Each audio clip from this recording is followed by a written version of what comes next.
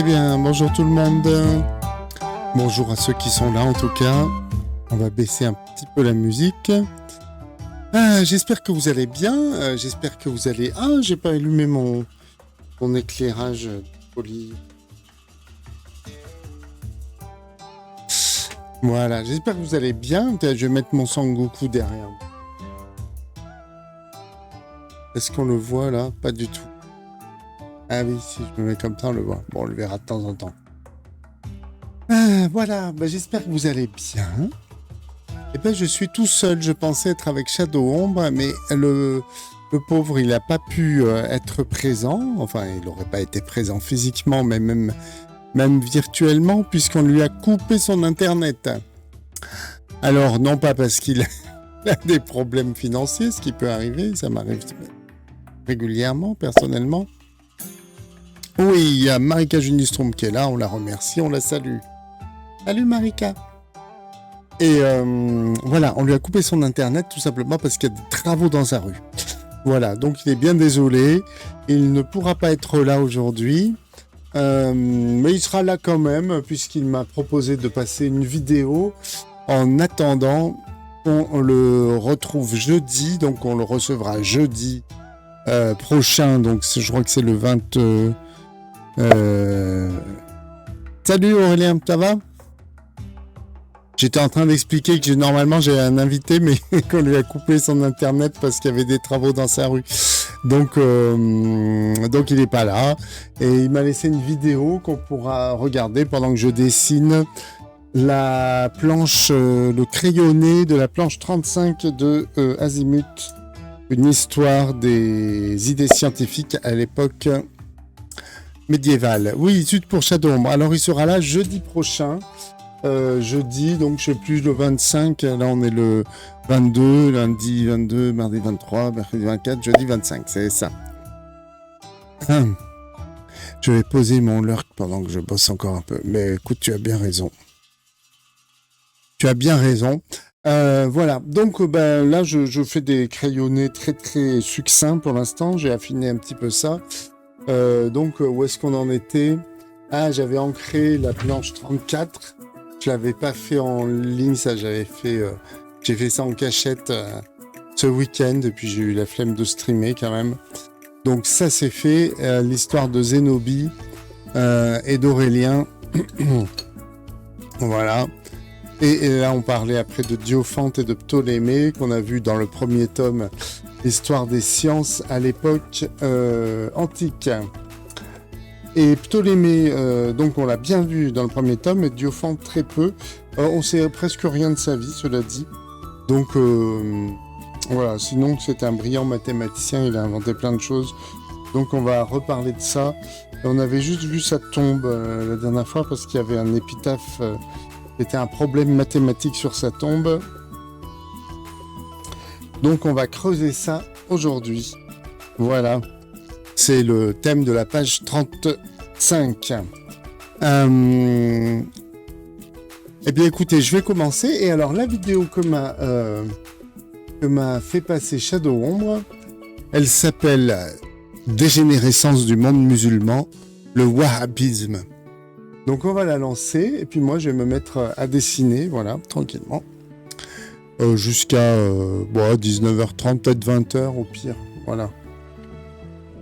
Et c'est parti. C'est un peu inquiétant au début, le son. Ouais, ça c'est Shadow Ombre. Ah oui, il est pas mal ce logo comme ça. J'ai du mal à trouver un beau logo de Shadow Ombre. Voilà, là il est bien. Bonsoir Shadow. Bonsoir. Ah, c'est un autre... Ah au secours, désolé.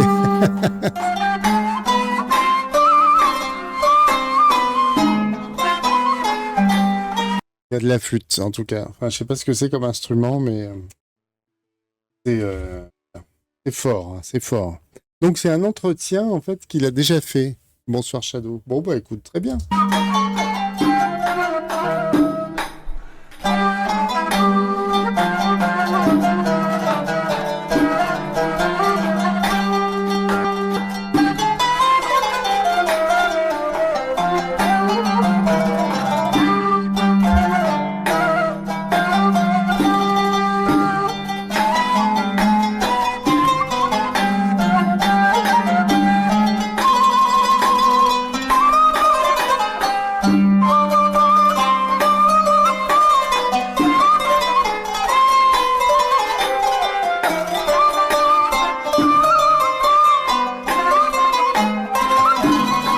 pattes sont par terre, évidemment.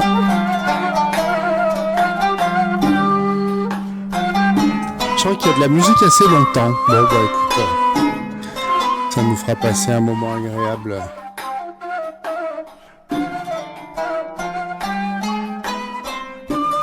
Je l'avais vu cette vidéo, mais il y a pas mal de temps déjà. Donc je m'en souviens assez peu. 3B, pas mal.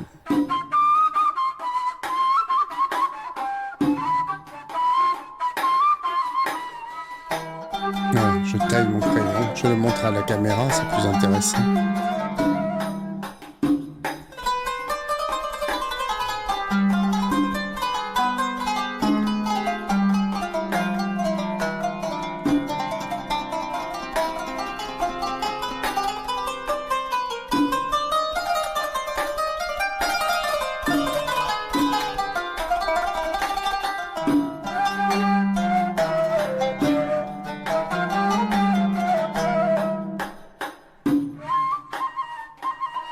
J'avais un ustensile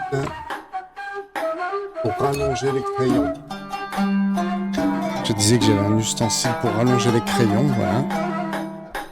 Que j'ai acheté à prix d'or et je crois que ça marche pas très bien.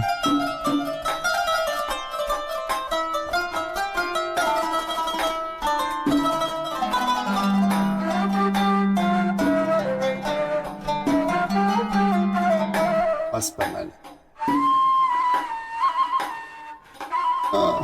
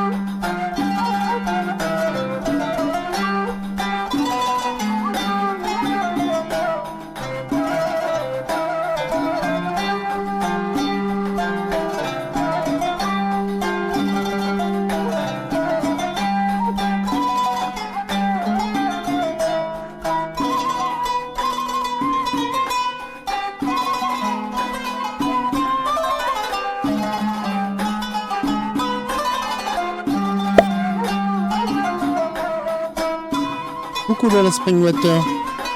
Bon, ben, j'espère que tu vas bien. Je ne sais pas si tu avais suivi. Shadow One a un problème d'internet, donc il n'est pas là ce soir, contrairement à ce qu'on avait prévu. Il viendra jeudi. Donc là, je passe une vidéo qui m'a passé pour pallier son absence et pour introduire le sujet qu'on traitera la prochaine fois, à savoir les frères musulmans et les différentes branches de l'islam. Et ça commence par des images d'archives, alors du monde arabe, ça c'est sûr, mais d'où exactement, je ne sais pas. On voit des dromadaires, des caravanes, des... Voilà. Avec de la musique. Ah, il rentre un dromadaire dans... Qu'est-ce qu'ils font?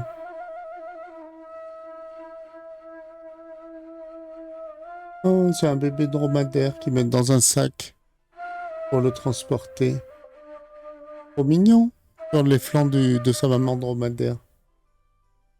Ou chameau.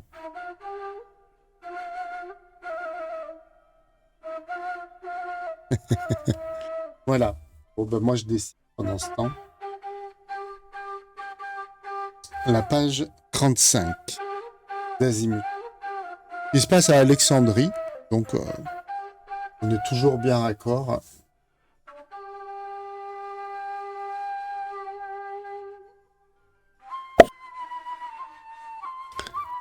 Oui, une bosse dromadaire. Ouais, je l'ai su ça, mais après j'ai oublié. Bon bah voilà, je le sais de nouveau. Mais de toute façon, chameau, dromadaire, c'est des chameaux, non? Il n'y a pas un truc comme ça?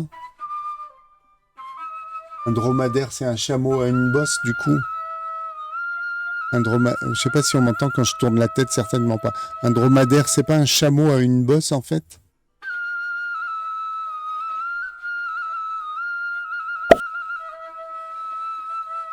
C'est des camélidés, voilà. Ah, c'est malin, ça me redonne envie de fumer. Quand j'étais étudiant, je fumais des camels. C'est très proche. Ouais. Maintenant, je fume plus, évidemment, mais...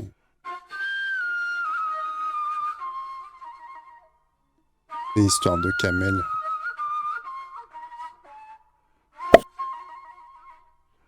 Je me demande s'ils peuvent se reproduire. Je pense que oui, mais ça doit faire des animaux stériles.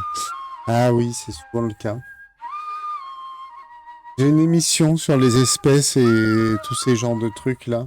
C'est souvent qu'ils sont effectivement interfertiles. Hein. Mais ouais, la descendance n'est pas forcément... Si la descendance est fertile, c'est la même espèce. Sinon, c'est deux espèces différentes. Enfin, c'est une définition de l'espèce, mais en fait, c'est très très compliqué. Les espèces, c'est comme les races. Y a pas... C'est vraiment un concept qu'on utilise parce que c'est pratique, mais il n'y a pas vraiment de définition scientifique très rigoureuse. C'est un peu le bazar. Voyons, si je mets sa main comme ça, il a le petit doigt. Putain. Ça fait 50 ans que je dessine. Quand je dois faire une main, je suis toujours à me dire, attends, la main, si c'est une main droite, elle est comme ça.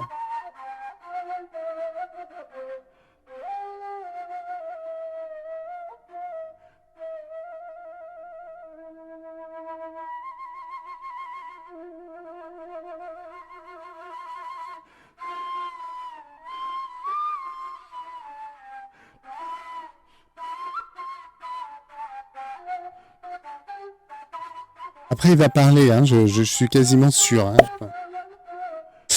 On finit pas par adopter des conventions pratiques, mais qui ont une part d'arbitraire par commodité. Mais c'est exactement ça.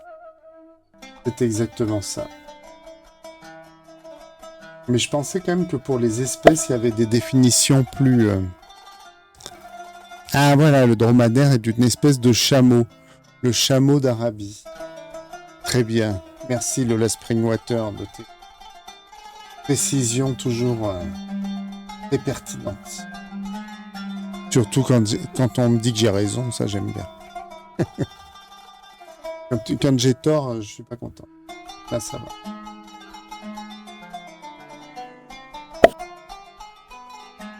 Donc on peut toujours dire, quand on voit une bestiole comme ça, on peut toujours dire que c'est un chameau.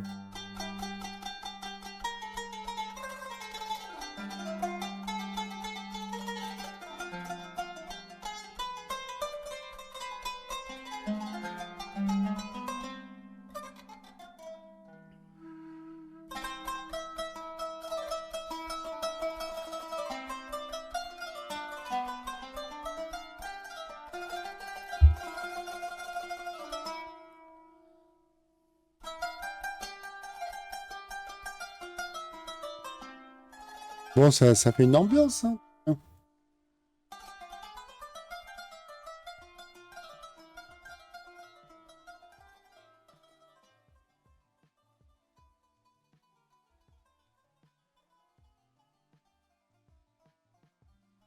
La dégénérescence du monde musulman, ça commence comment selon vous? Avec Mohammed ibn Abdel Wahhab. La figure de Mohammed ibn Abdel Wahhab est centrale. Cet homme, c'est un imam et c'est un prédicateur. C'est même un admonestateur. Il avertissait et procédait à des remontrances sévères régulièrement. Il est né en 1703 à Uyayna, dans la région du Najd, au cœur de l'Arabie. Donc il parle de dégénérescence du monde musulman, c'est quand même assez fort. Hein. Il est Shadow Ombre, il en fait pas mystère, donc je me permets de le dire, il est lui-même musulman, hein, donc pour qu'il n'y ait pas d'ambiguïté. Hein, c'est pas un gars d'extrême droite, c'est un mec de gauche musulman, voilà. Mais qui peut être critique envers le monde musulman quand même. C'est un village à environ 30 km au nord-ouest de Riyad, ville qui n'était pas encore, bien évidemment, la capitale de l'Arabie Saoudite actuelle. À l'époque de l'Empire ottoman, le Najd, qui se situe à la marge, à la périphérie du califat, n'a aucun intérêt stratégique, ni politique, ni économique. Vu son origine familiale, il est normal qu'il s'instruise auprès des ulama, c'est-à-dire des théologiens, les ulama donc de sa région, les ulama de Madhab Hanbalite. Alors qu'est-ce qu'un Madhab? Je vais schématiser. À l'initiale, il y a le prophète Mohammed, l'envoyé messager de Dieu, qui reçoit le Coran sur une durée de 22 ans par l'entremise de l'ange Gabriel, Jibril. Le Coran, qui est une récitation à la base, puis un livre lorsque cette récitation fut mise sur papier par peur de la corruption du message de Dieu, c'est la parole sainte de l'islam, le texte référent de tout musulman. Suite à la mort du prophète, se met en place une succession non linéaire, c'est-à-dire non familiale. C'est son ami Abu Bakr qui va diriger les musulmans, puis ensuite un des compagnons du prophète, Omar, puis ensuite Osman, et enfin un autre compagnon, Ali. À partir de là, va se créer une scission politique qui va devenir religieuse. Le gouverneur de Damas, Muawiyah, réclame le califat. Va s'ensuivre des escarmouches et une guerre fratricide entre musulmans, une guerre terrible. Une véritable blessure jusqu'à aujourd'hui. Les Shia, qui va donner le mot chiite en français, sont les partisans d'Ali, qu'ils considèrent comme le seul digne successeur de Mohammed parce qu'il est à la fois son neveu et son beau-fils, et puis considéré comme un élu de Dieu. Du chiisme va surgir différentes branches, dont je ne vais pas parler ici car ça nous emmènerait bien trop loin et ce n'est pas le sujet. Or, Ali, puis ses disciples, perdent la guerre et Muawiyah, qui va devenir calife, va créer la première dynastie du monde musulman, les Omeyyades. Et les pieux musulmans qui vont servir d'autorité spirituelle sous le califat vont appeler orgueilleusement leur branche les Ahl al-Sunnah, les gens de la Sunna, qui va donner le mot sunnite en français. Suivez bien parce qu'il y aura une interro écrite à la fin. Hein. Pourquoi ce terme Prenez des notes. Ouais, il y a le tableau déjà. Sunna. Sunna signifie tradition, loi, habitude, pratique. Et ce terme se réfère au corpus de dits, faits et gestes du prophète rapportés par les compagnons dans des textes appelés hadiths. Les gens de la Sunna vont donc se rapporter au Coran et au hadith pour comprendre et vivre l'islam. Il y aura même une science du hadith qui va se mettre en place avec une terminologie qui permet de classifier les textes d'authentiques à inventés. Des recueils de hadiths sahih authentiques vont faire date, ceux de Bukhari et Muslim, et à partir de cet ensemble, des hadiths et du Coran, va se créer des écoles de réflexion sur la jurisprudence personnelle et sociale, qu'on appelle des madhahib, c'est le pluriel de madhab, des écoles de jurisprudence. Et ces écoles de réflexion vont traiter de toutes les situations pratiques des actes rituels et sociaux, de comment prier, s'ablutionner, jeûner, à comment s'occuper d'un mort, pratiquer des transactions économiques, juger un malfaiteur, etc., etc. Dans l'histoire du sunnisme, plusieurs écoles vont se faire jour, mais 4 vont s'imposer en prenant le nom de leur fondateur, le hanafisme d'Abu Hanifa, le malikisme de Malik ibn Anas, le shafi'isme d'Ash-Shafi'i, le hanbalisme d'Ahmed ibn Hanbal. Et si ces écoles naissent avec leur fondateur, elles se perpétuent avec les experts en jurisprudence de chaque école tout au long de l'histoire, soit environ 1200 ans, quasiment. Alors entre chaque école, il y a quelques différences, mais elles sont négligeables, vraiment, je ne vais pas rentrer dans le sujet. En tout cas, elles ne s'opposent pas du tout. Et d'ailleurs, la jurisprudence, ce n'est qu'une partie, certes, importante de l'islam, mais elle ne fait pas tout, puisqu'elle ne s'occupe que de, et c'est déjà beaucoup, l'aspect pratique et rituel, donc exotérique de l'islam. Comme on le voit sur la carte, ces écoles ont plus ou moins une unité régionale. Bon, il y aurait beaucoup à dire et à redire sur ce que je viens d'expliquer, mais ça ne reste, je le rappelle, qu'un schéma très simplifié. Et pour en revenir à Muhammad ibn Abd al-Wahhab, les ulama auprès desquels il va apprendre sont hanbalites, soit le madhab réputé le plus strict du sunnisme, mais aussi ne correspondant qu'à 8,5% peu ou prou du monde musulman en termes de population attachée à cette école. Muhammad ibn Abd al-Wahhab est lui-même fils et petit-fils de savants qui tenaient le rôle de qadi, c'est-à-dire de juge, les qadis, dans les oasis du Najd. Selon le hadith célèbre, cherchez le savoir même en Chine, car la recherche du savoir est obligatoire pour tout musulman, les prétendants au rôle de shuyukh, c'est le La recherche du savoir est obligatoire pour tout musulman. Hein, intéressant quand même. Royal du terme shir, c'est-à-dire de guide religieux, doivent voyager, parfois loin, pour étudier. C'est une habitude. Toutes les grandes personnalités du monde musulman ont beaucoup voyagé pour se retrouver au pied du maître de telle ou telle spécialité afin d'apprendre, voire de recueillir une ijaza, c'est-à-dire une permission d'enseigner. Et il y a plusieurs sciences en islam. Science de la grammaire, science de l'unicité, science de l'éloquence, science du Coran, science de la doctrine musulmane, science de la récitation mélodieuse, science du hadith, science de la jurisprudence. Or, Muhammad ibn Abdel Wahhab ne se rend qu'à la Mecque, Médine et Bassora, c'est-à-dire pas très loin de là où il est, de sa région natale. Un talib, c'est-à-dire un étudiant, se rend surtout à cette époque bien plus loin, vers les universités d'Al-Azhar en Égypte, celles d'Al-Qarawin au Maroc, voire en Inde. Donc ici, on peut dire que les tribulations géographiques de l'estudiantin sont insuffisantes, elles le sont aussi qualitativement. Les hagiographes saoudiens du Shir wahhabite ne font mention que de 3 ijazat, de shuyur, qui ne sont pas notables, qui ne sont pas des références. Par exemple, en matière de jurisprudence, pour rester dans le sujet, l'imam Ibn Hanbal, qui a fondé le madhhab Hanbali, il était lui-même l'élève de la référence de son temps, l'imam Shafi'i, le fondateur du madhhab de l'école de jurisprudence shafi'ite. Ceci pour illustrer que si on veut soi-même être un guide spirituel, il faut apprendre auprès des meilleurs de son temps.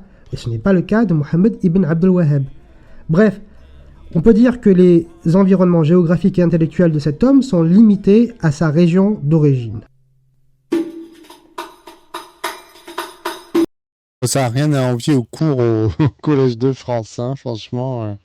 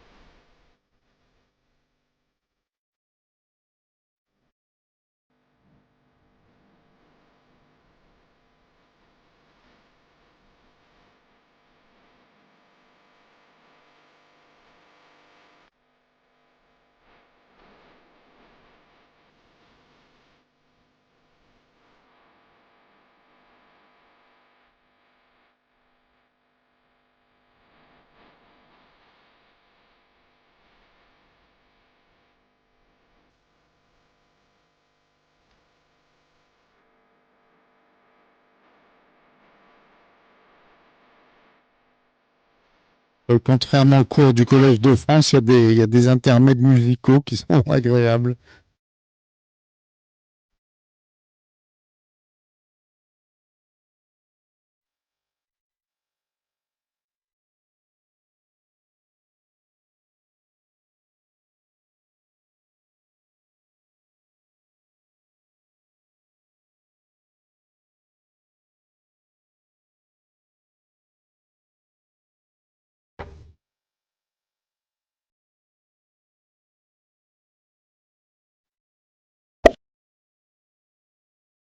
Ça serait bien qu'au Collège de France, ils fassent venir des musiciens pour la pause. Ah ouais, tu m'étonnes.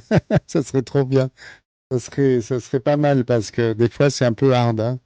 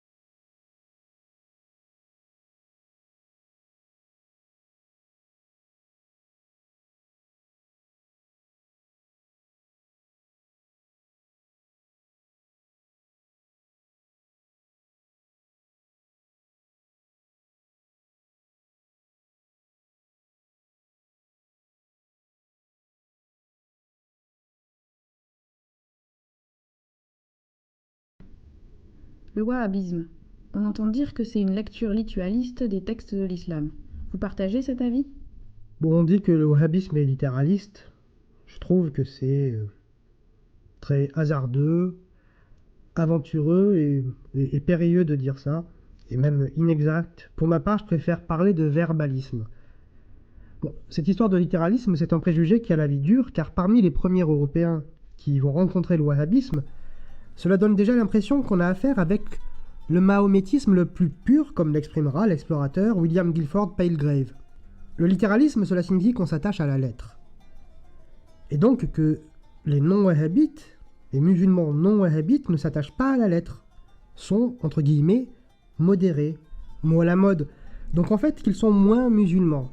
Ce qui sous-entend qu'ils ne respectent pas la lettre du Coran, qu'ils suivent leurs propres interprétations et qu'ils s'éloignent de l'islam. Et que donc, les vrais musulmans, ceux qui appliquent réellement et sérieusement la pratique de l'islam, selon le Coran et les hadiths, sont les seuls wahhabites. Alors ça, non seulement c'est faux, mais c'est grave de dire cela, c'est même dangereux parce que ça assoit l'idée que le wahhabisme, c'est vraiment l'islam par rapport aux autres mouvements.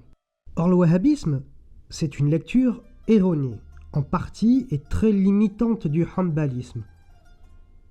Or ce que j'ai dit tout à l'heure, comme quoi le hanbalisme c'est le madhab le plus rigoriste, j'ai dit le mot strict je crois du sunnisme, c'est faux. Je vais vous donner deux exemples. Premier exemple, Abd al-Qadir al-Jilani. C'est un homme qui a vécu entre le 11e et 12e siècle, du côté de Bagdad. Il est un des personnages les plus illustres du monde musulman, considéré comme un qutb al-Islam en son temps, c'est-à-dire un pôle spirituel, et il est soufi, fondateur de la confrérie Qadariya, une des confréries majeures du soufisme. Et son madhab était hanbalite.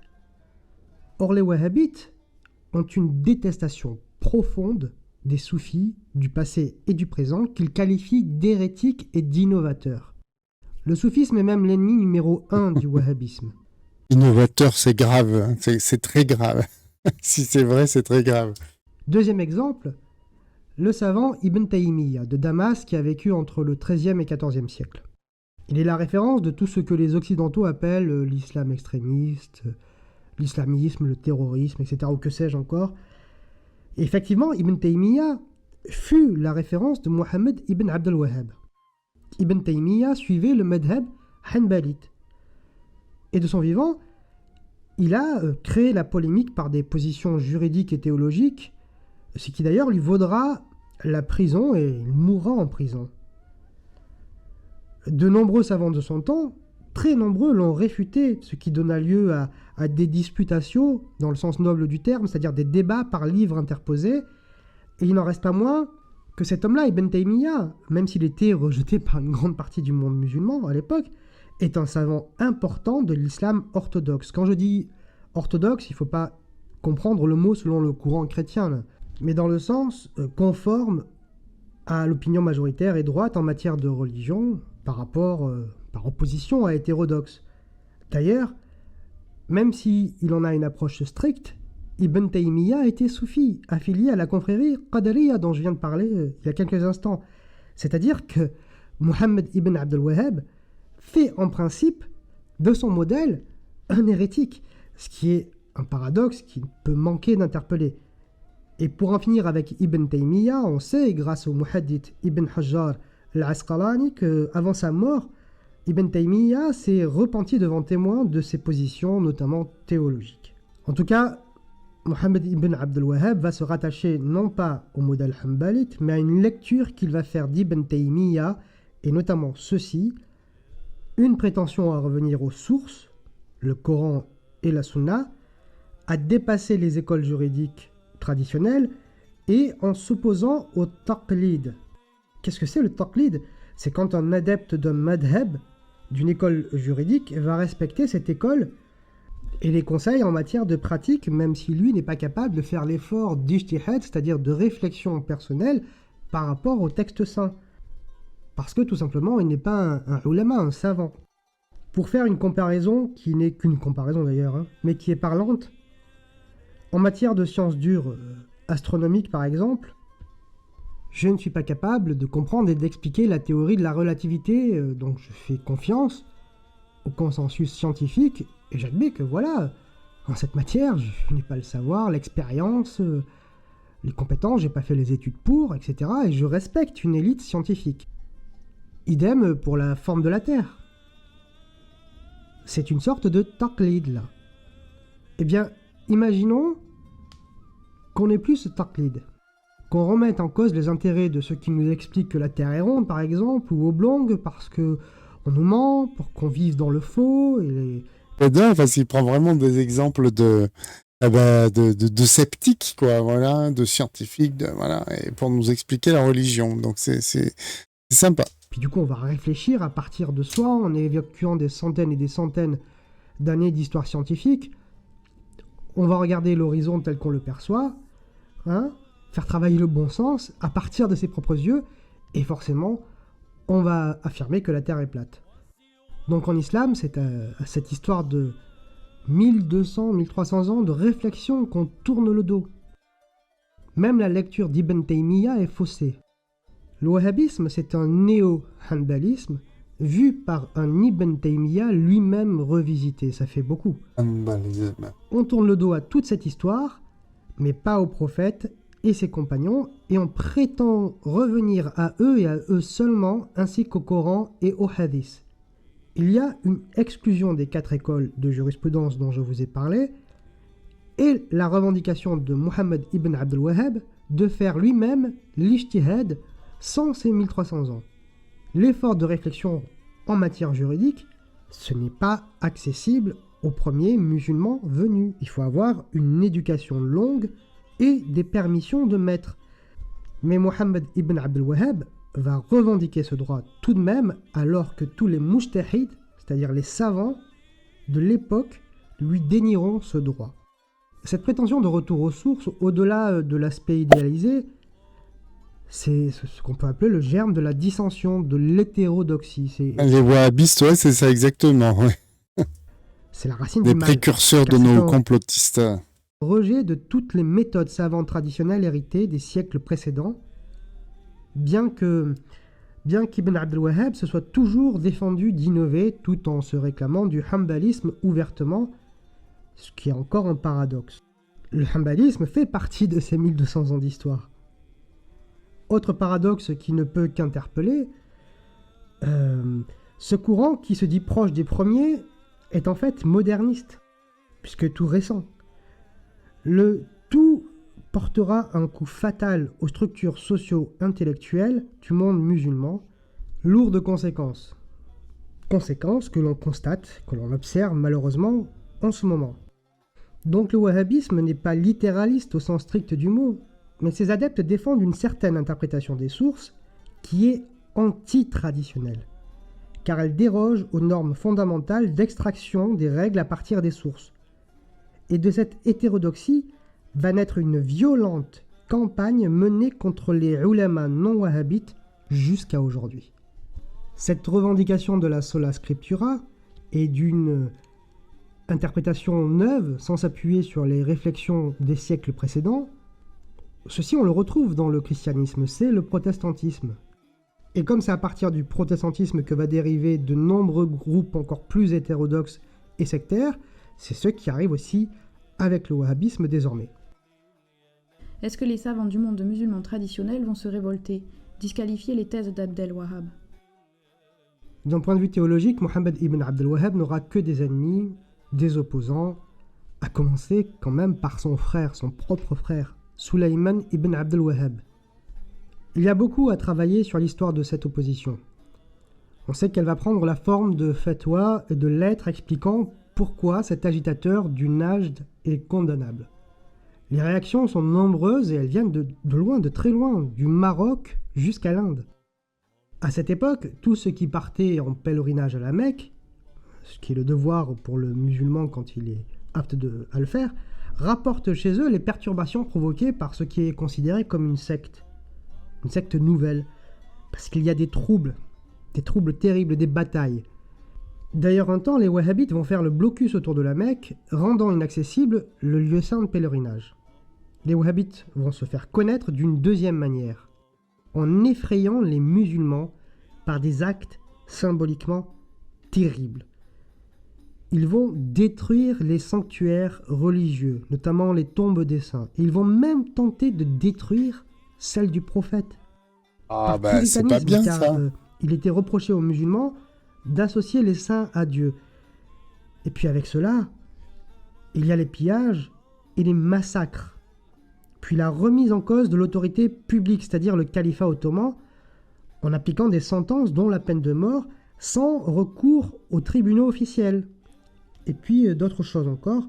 Bref, c'est une illustration bien parlante de ce que les études actuelles prouvent actuellement et qui nous explique que les violences faites au nom de Dieu par ce groupe et ces sectes dans le monde touchent à 80% peu ou prou principalement les musulmans. Et que donc les premières victimes de ces courants sont d'abord et avant tout les musulmans. Je pense que je ferai une vidéo très détaillée sur le wahhabisme. En attendant, je peux vous... Ouais, parce que celle-là, elle est pas très détaillée. Celle-là, c'est un brouillon, une esquisse.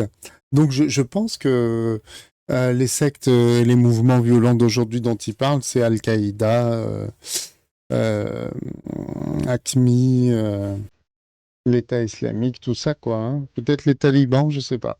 vous assurer que le fameux ISIS, Daesh, Ah État bah voilà, islamique, Daesh.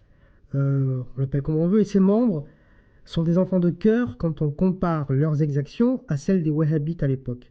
Hein. Mais vraiment des enfants de cœur. Bref, les wahhabites à l'époque vont se faire connaître aussi d'une autre manière, plus symbolique, mais tout aussi violente, et très parlante sur la vision du monde musulman qu'a Mohammed ibn Abdel Wahhab.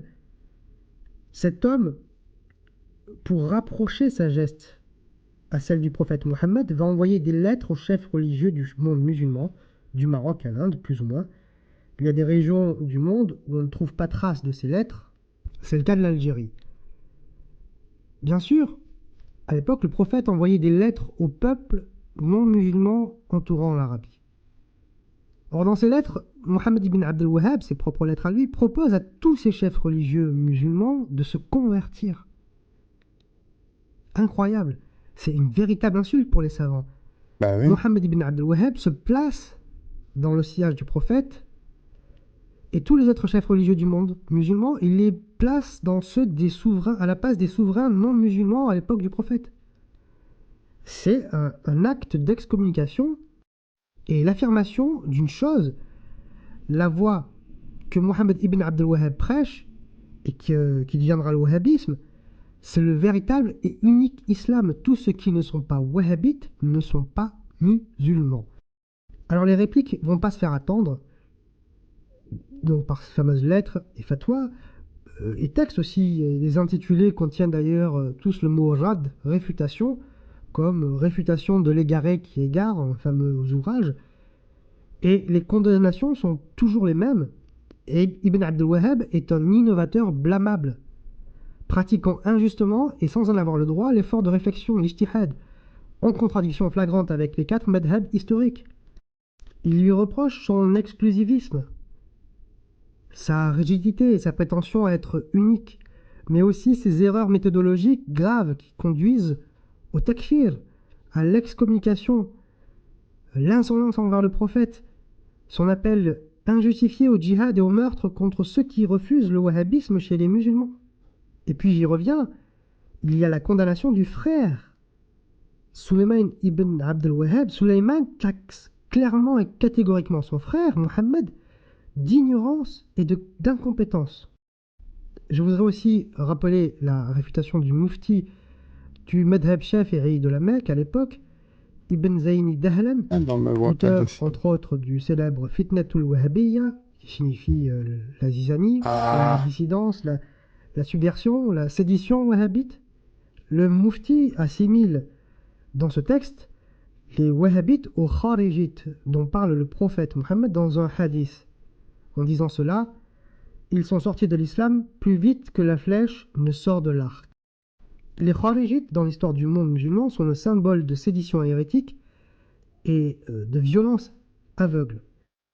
D'ailleurs, ceux qui ont encore aujourd'hui le courage de s'opposer aux wahhabites les assimilent toujours aux kharijites. Et puis, à cela s'ajoute l'évocation du célèbre hadith sur le lieu maudit pour l'islam qu'est le Najd. Alors, qu'est-ce que c'est que le Najd? Oh,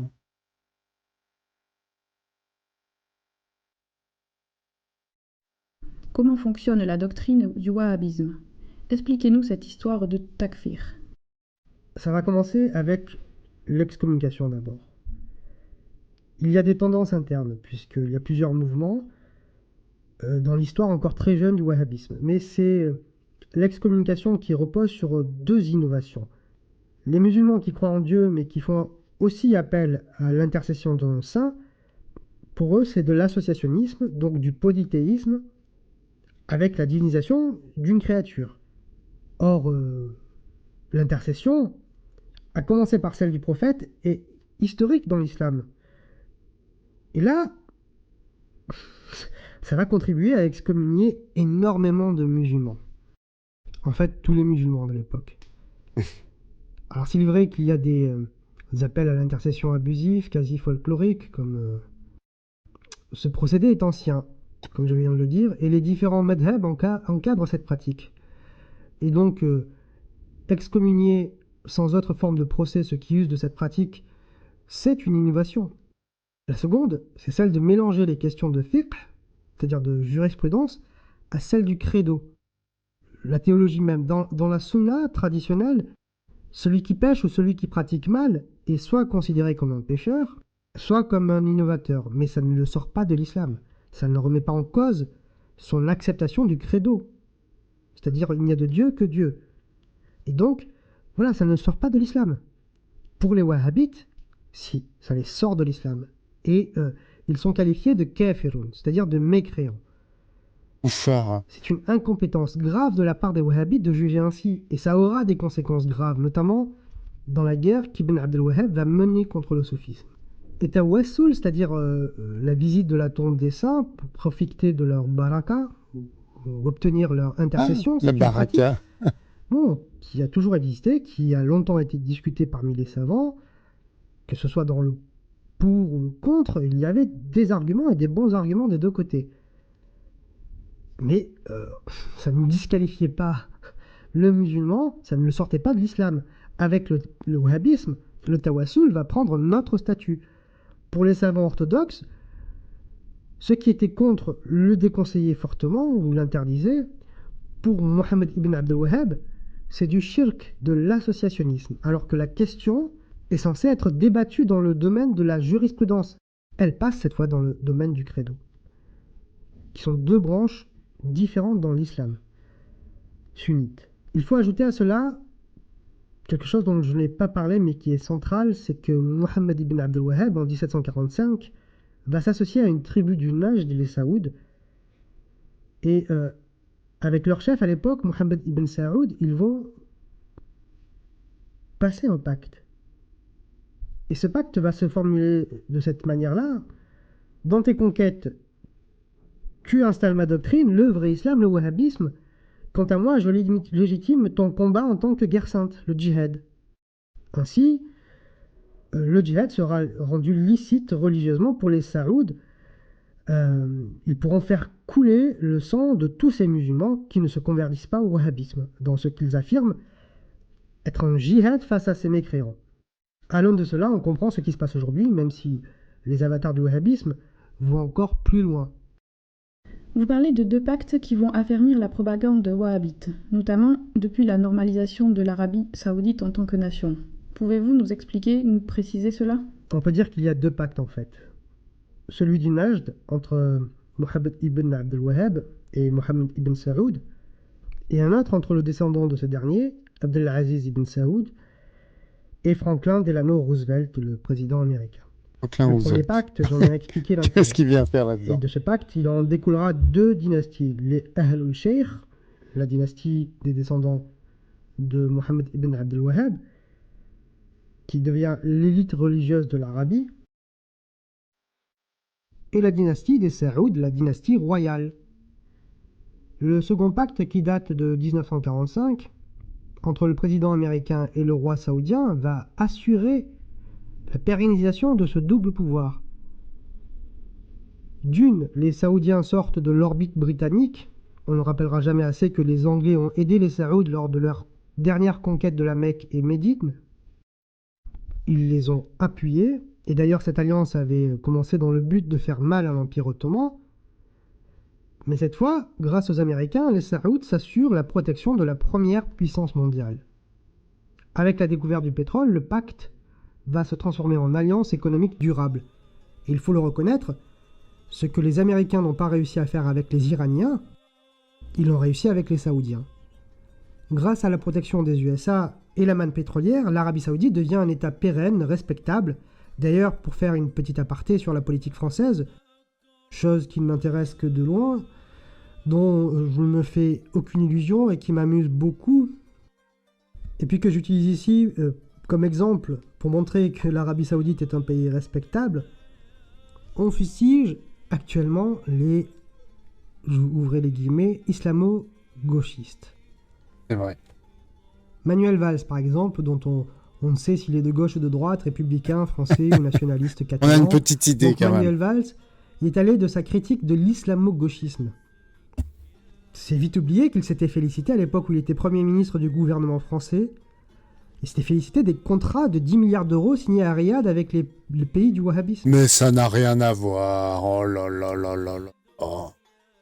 Là, c'est des riches, c'est pas des vrais, des méchants arabes, c'est des arabes riches. La vidéo qui tue. Ah, ça, c'est les Idem pour Nicolas islamo-droitistes. Sarkozy qui fustige Mais ceux-là, ils sont bien. l'islamo-gauchisme, alors que le président élu par les Français, ce président élu par les Français dira dans un discours prononcé à Riyad en janvier 2008 que l'islam des Lumières, c'est celui de l'Arabie Saoudite.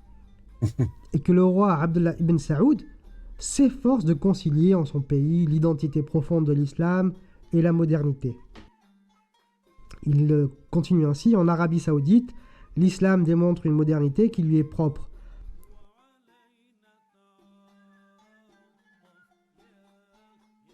Mais ça n'a rien à voir.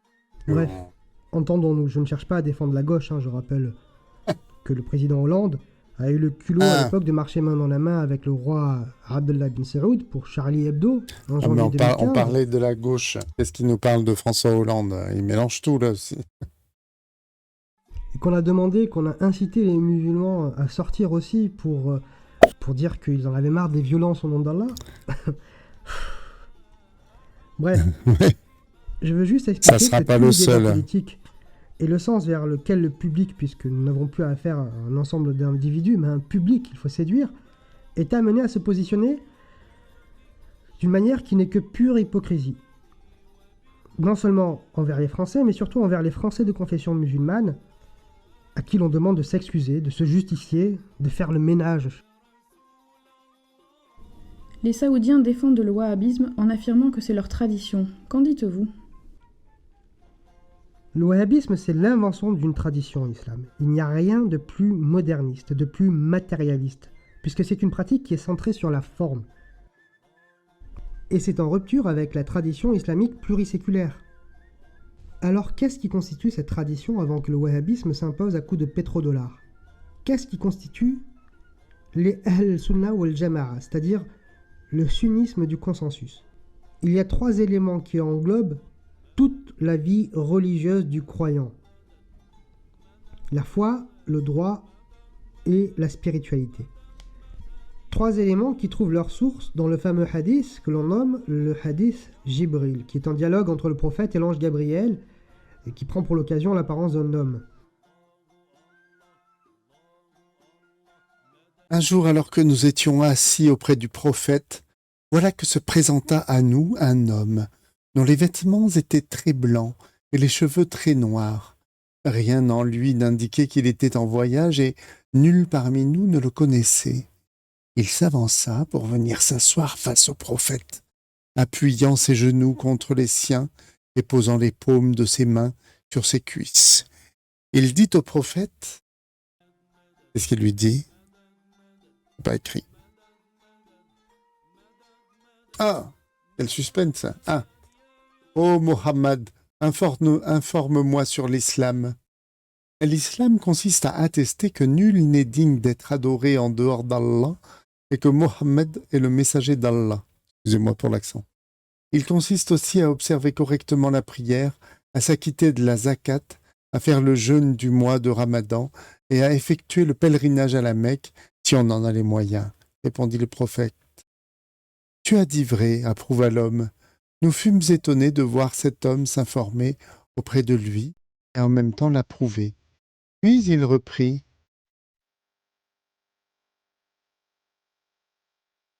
Bon, je lis moi, vu que personne d'autre le fait.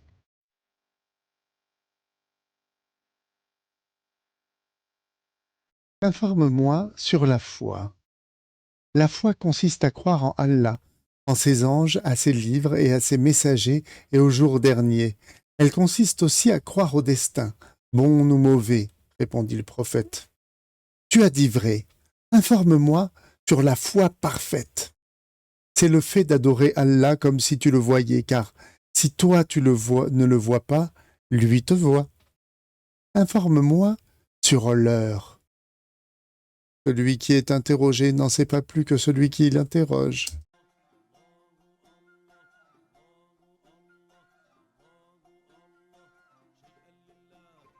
Informe-moi sur ces signes précurseurs. Elle arrivera quand la servante enfantera sa maîtresse, et quand tu verras le va nu-pied... 3 questions ressortent du dialogue.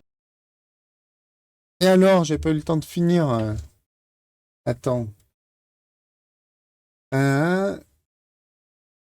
Alors, l'heure, elle arrivera quand la servante enfantera sa maîtresse, et quand tu verras les va-nu-pieds, les déguenillés et les gueux parmi les bergers se rivaliser dans l'édification de constructions élevées.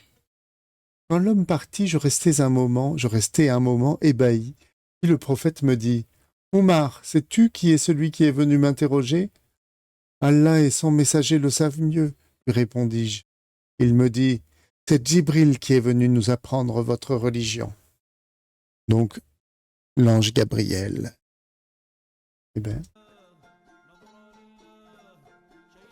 3 questions ressortent du dialogue. 3 questions posées par l'ange Gabriel. Qu'est-ce qu'est l'iman, la foi? Qu'est-ce qu'est l'islam, la soumission volontaire à Dieu? Et qu'est-ce qu'est l'ihsan, l'excellence?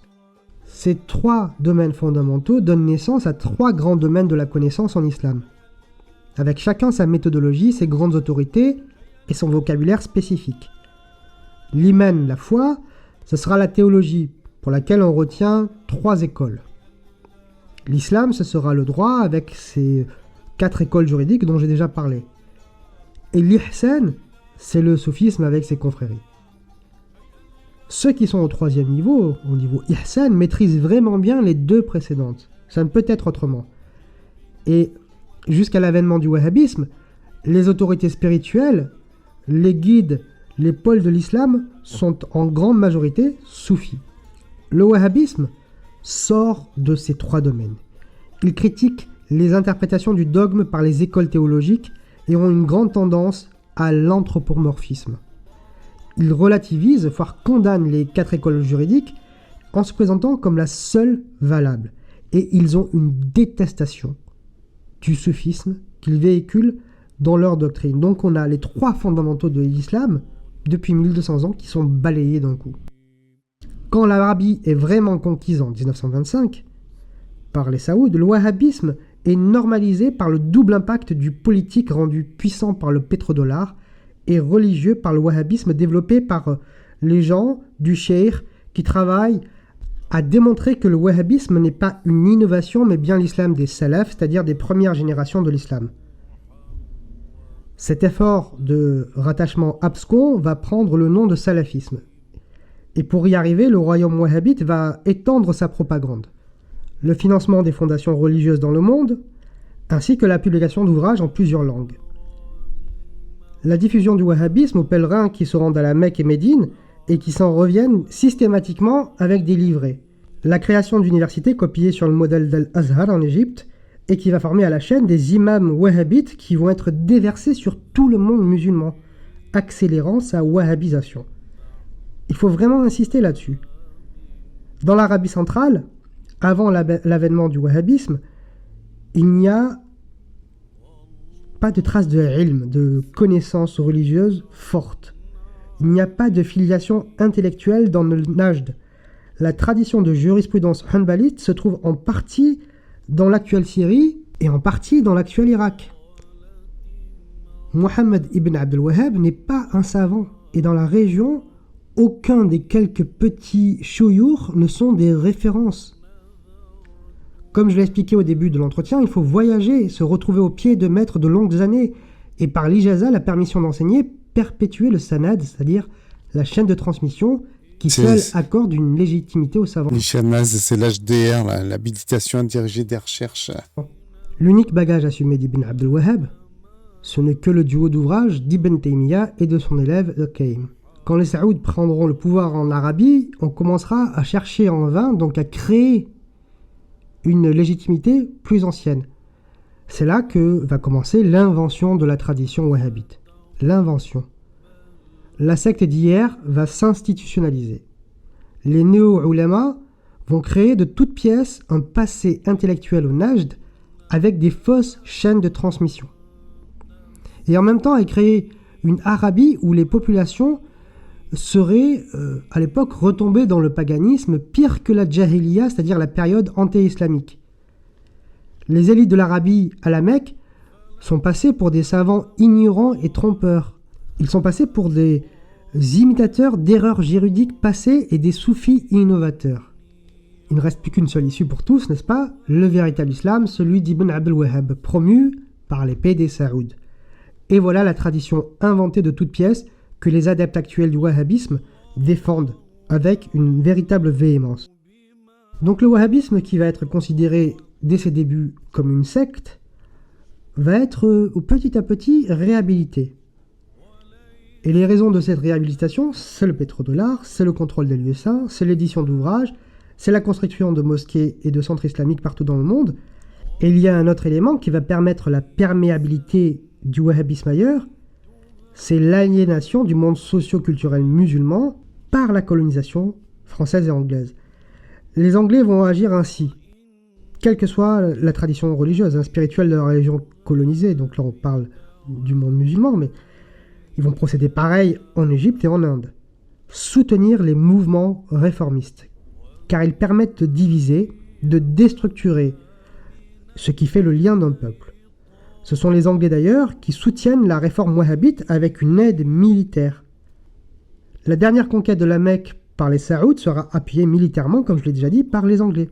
Ces mouvements politico-religieux, comme le Brahma Samaj en Inde ou la confrérie des fermes musulmans en Égypte, sera accompagné en sous-main par les Britanniques, dont la devise est plus que jamais diviser pour mieux régner.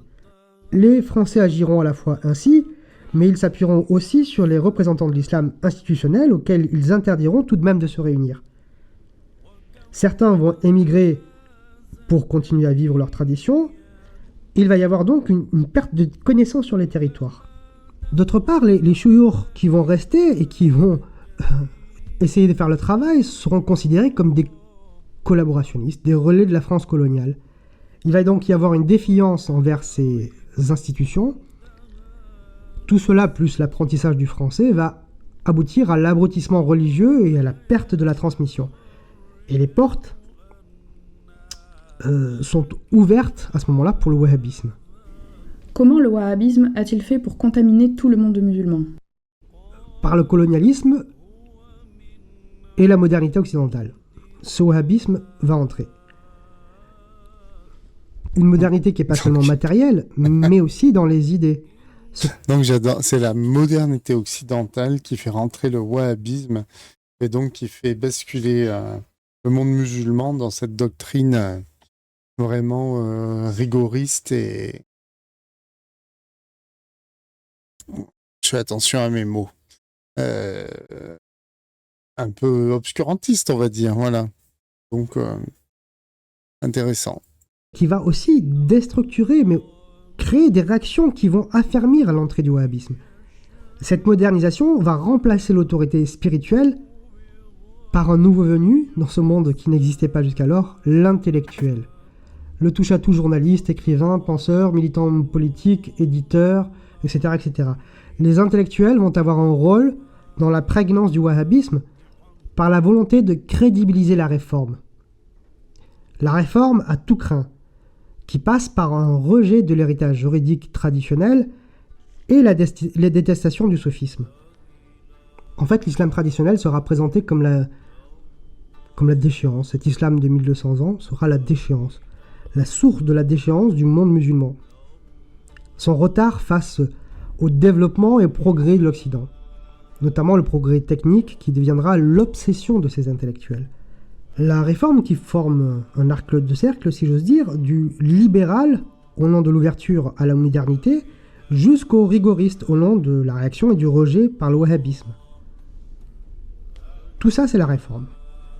Tout ça, c'est le rejet de l'islam traditionnel de 1200 ans. Là voilà la dégénérescence du monde musulman. Ah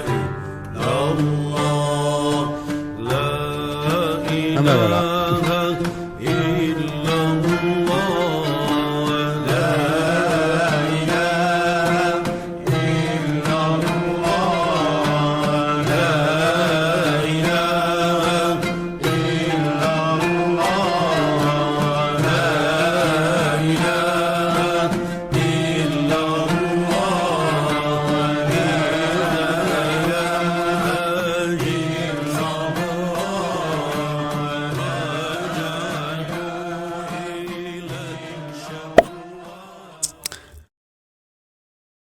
Ouais, c'est fascinant et triste. Je crois qu'on a oublié de nous dire. Ah non, pas lui.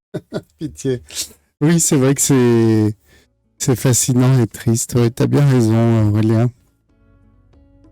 Donc, ça, on en rediscutera jeudi avec lui. Je vais voir si je vais dire si ses positions ont évolué ou s'il a appris plus de choses depuis cette vidéo qui date d'il y a quelques temps, il y a 4 ans quand même. Voilà, mais bon, vu qu'il m'a demandé, il m'a proposé de la repasser, c'est qu'il doit toujours être d'accord avec lui-même.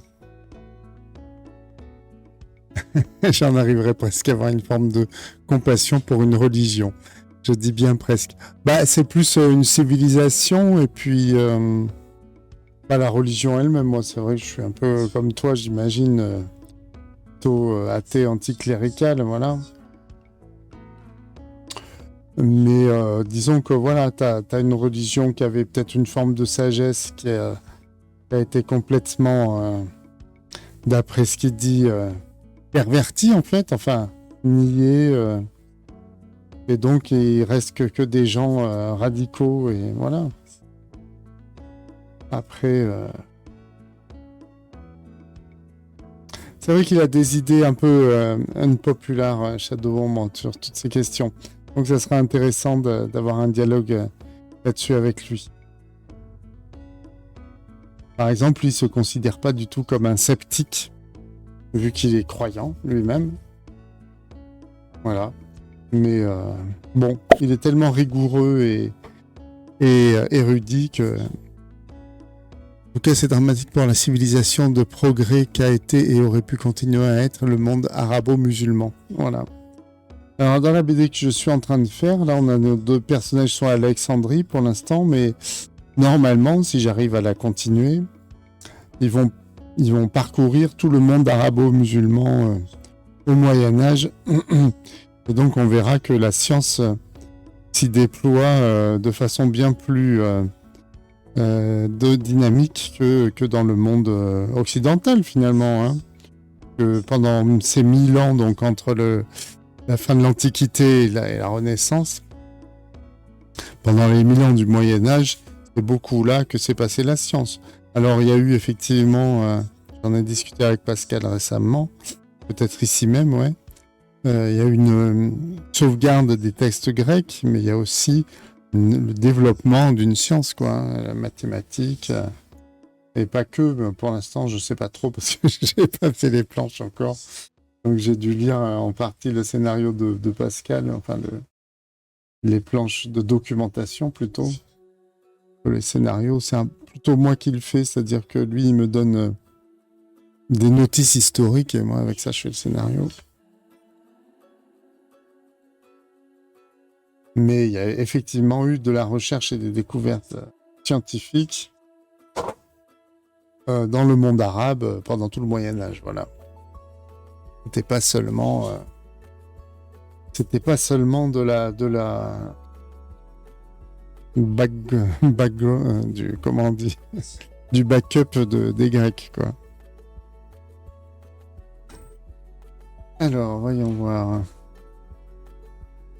Bon, là, j'ai tout un développement mathématique, hein, voilà. On n'est pas obligé de le lire, hein. Par contre, il connaissait pas l'arithmétique.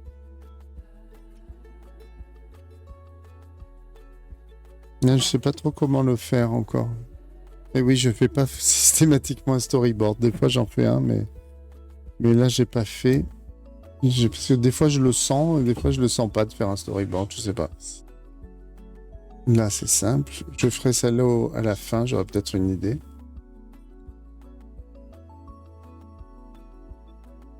Là, je fais un gros plan. Là, encore un plan général. Peut-être là, il pourrait effacer son tableau. Je lui ferais bien faire un truc. Il y a une technique de la fausse position qu'il aurait pu utiliser.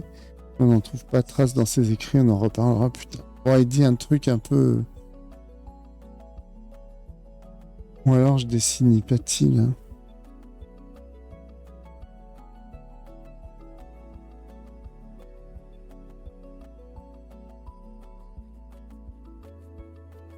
Ah, peut-être je peux dessiner Hypatie qui dirait... Ah oui, la fausse position, si elle connaît ça. Elle connaît peut-être.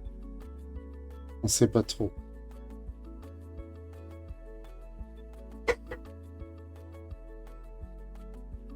Il fait le blasé, comme s'il connaissait quoi que ce soit.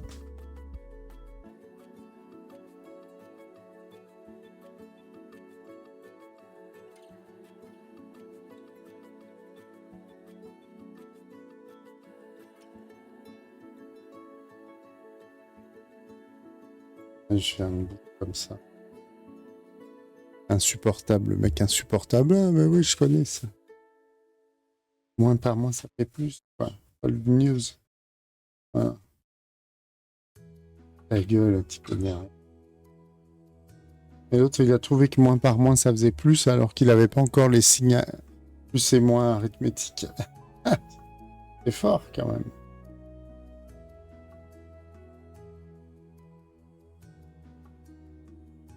Sinon, on peut se mettre une petite vidéo de Blast. Marine Tourdelier, peut-être pas. On a... oui, il était fort, le mec. Il faisait des équations avant que les équations existent, quoi. Donc, on ne sait pas trop comment il faisait. Est-ce qu'il utilisait du langage naturel? Mais ça devait être super lourd, quoi. Super lourd. Hein. Ils étaient assez forts. Hein.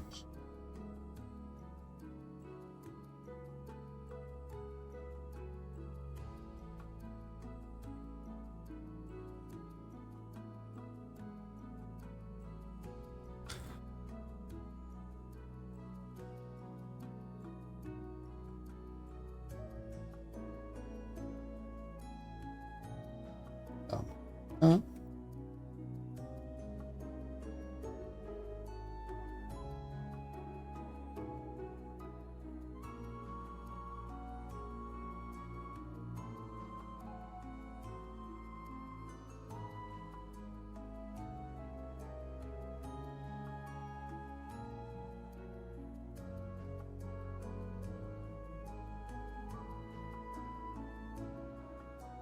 Je lui fais sa main comme ça. J'ai pas trop j'ai pas trop la place. Comme on voit. Moins par moins, ça fait plus, quoi. Old news. Ah oui, il pourra se gratter la barbe comme ça.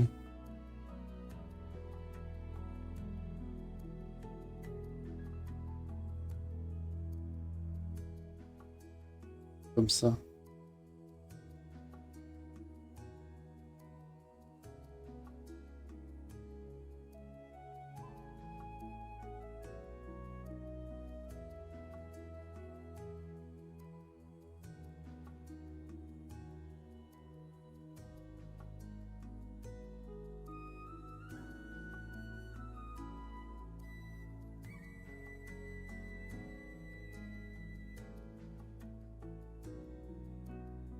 Trop grosse.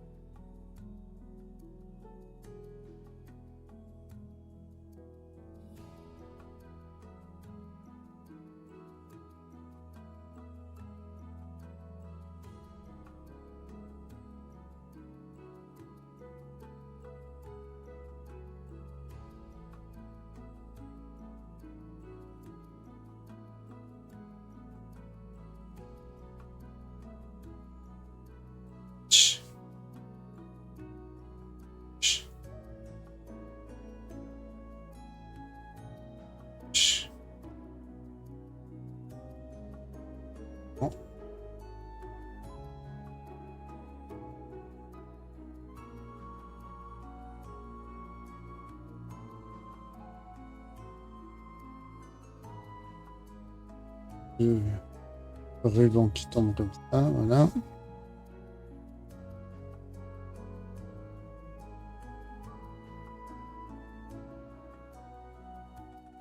Je fais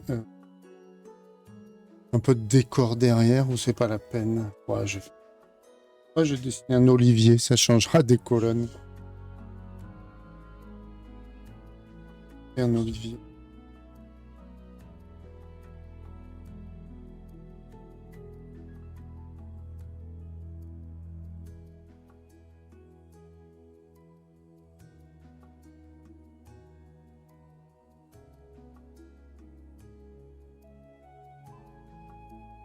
Bon, en tout cas, c'est un arbre. Ah, le temps que je retaille ce crayon. Un jour, je m'achèterai un taille crayon électrique.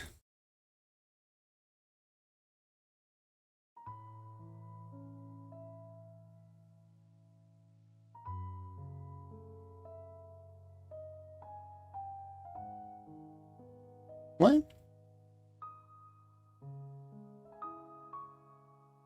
D'autres crayons comme ça. Parce que les crayons gras, ça file à une vitesse incroyable. Autant les secs, je les garde des années.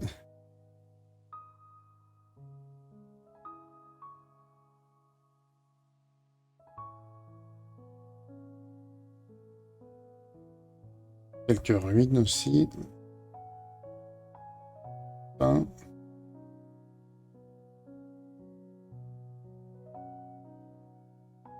pas trop, hein, sinon c'est trop chargé après.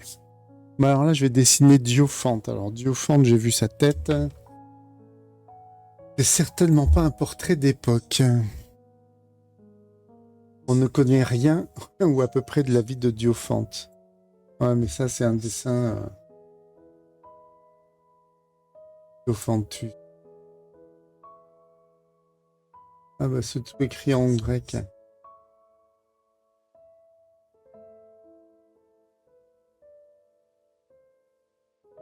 On sait, pas dur. Peut-être pas...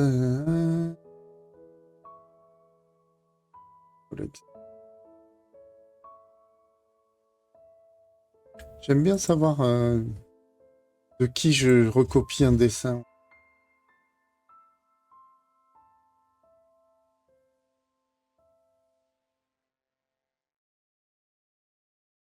On va chercher à Google Lens.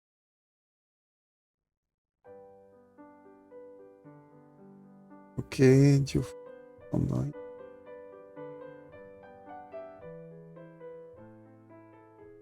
Il n'y a personne qui me dit qui a dessiné ce dessin. Hein. C'est fou ça.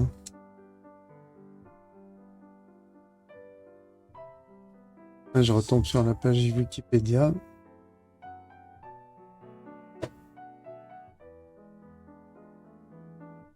Donc ça tourne en rond.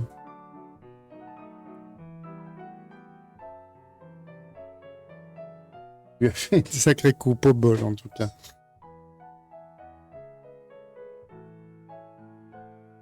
Ah, on voit que ma casquette, pardon.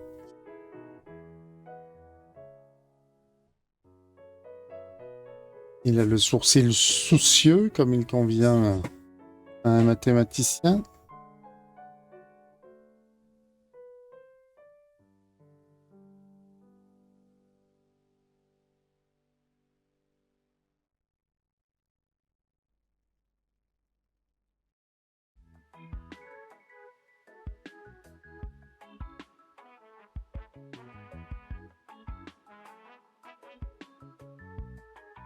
Le menton viril. La mâchoire affirmée.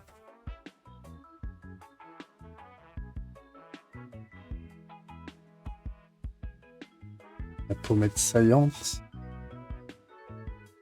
Un petit sourire entendu.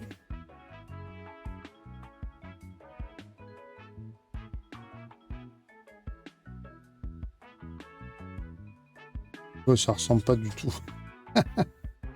Ah là là.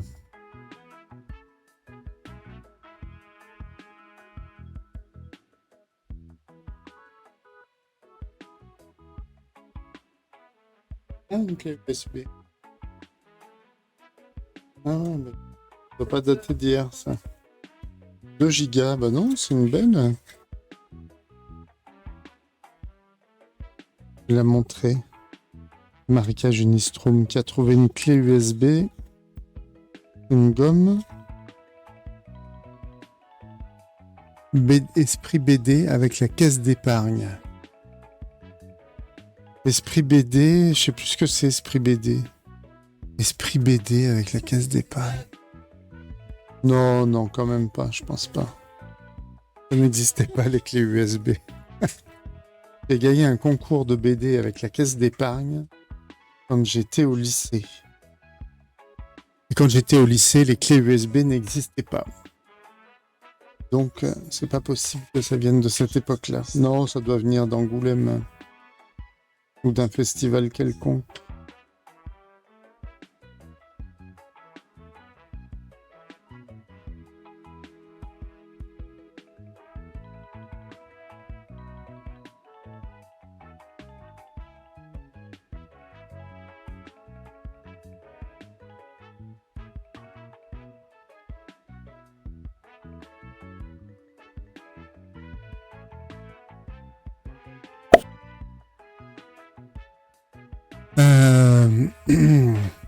Probablement pas. Aurélien qui me demande si je serai à Angoulême, probablement pas parce que d'une part, il y a un boycott qui risque de s'organiser. D'autre part, là j'ai l'éditeur La Boîte à Bulles avec qui j'ai fait la BD précédente, il m'a invité une fois, puis après il m'a plus jamais invité à d'autres festivals. Donc il m'invitera certainement pas, d'autant plus que je sais même pas s'il existera encore. Parce que là, il y a un procès le 15 octobre, hein, il a dit. Ou le 25 septembre, je sais plus. Il y a bientôt un procès, une audience au tribunal, pas un procès qui va décider de son sort. Donc voilà, et puis Cosmo Bacchus, elle m'a invité des années, mais là peut-être le 25 octobre 15 octobre. Voilà. Là, la boîte à bulles est en sauvegarde judiciaire.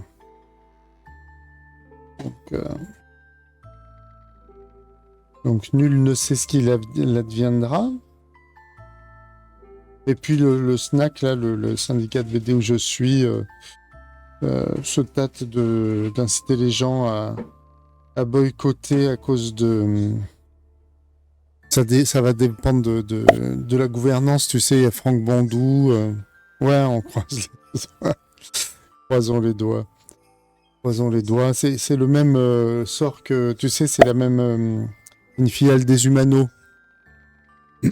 Alors normalement, je vais continuer. Il faudra que je trouve un autre éditeur ou que je m'auto-édite ou que... Voilà, peut-être j'en appellerai à...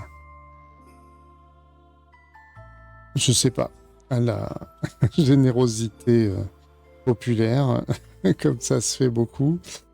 Je ne sais pas. Mais bon, peut-être ça va continuer. Peut-être qu'ils vont dire, écoutez, on vous laisse une petite chance. On verra ce qui se passera.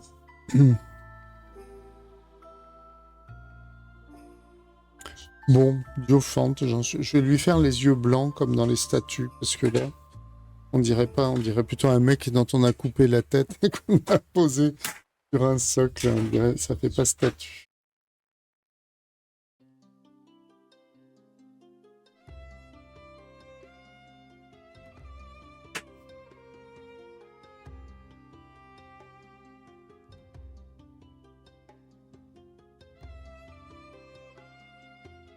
C'est prendre un peu de liberté par rapport au modèle. Voilà.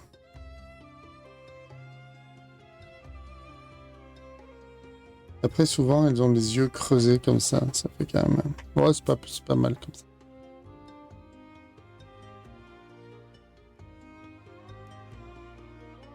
Je verrai si je...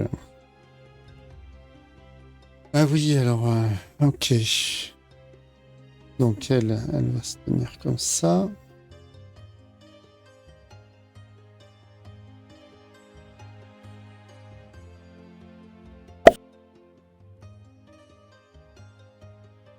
Oui, j'éclaircirai peut-être les cheveux à l'ancrage. Parce que là, je ne vais pas gommer pour...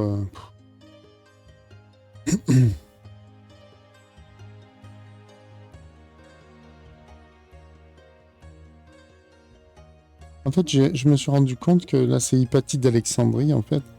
Je lui ai fait la même tiare que, que Wonder Woman. Je sais pas pourquoi. C'est peut-être une réminiscence quand je dessinais des Wonder Woman pour ma fille. Ouais, c'est bien, ouais. Allez, comme ça, comme ça. On va lui faire les...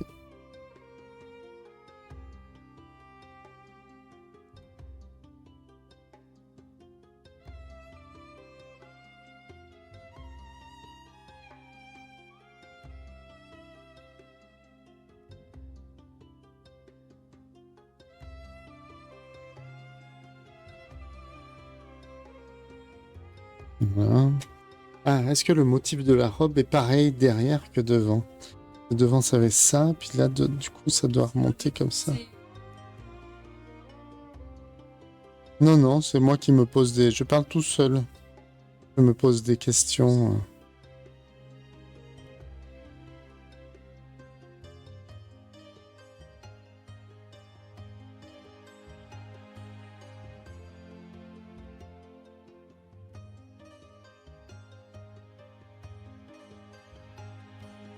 Avant, je dessinais sur A3. Je sais pas comment je faisais, parce que là, maintenant, je dessine sur A2.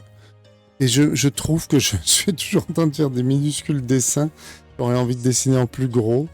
Et ça, c'est terrible, la BD. Hein. Je vais pas dessiner sur format grand aigle comme, comme Aurélien.